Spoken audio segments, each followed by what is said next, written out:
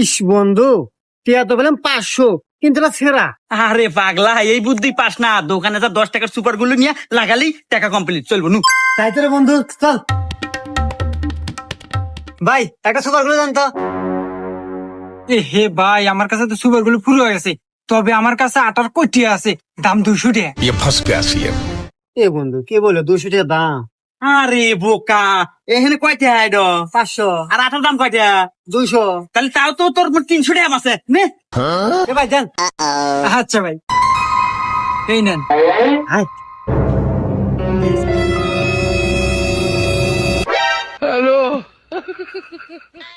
দেখ কি সুন্দর দূরা নাই গেছে।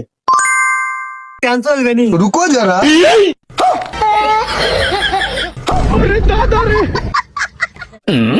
এ ভাই কি হলো?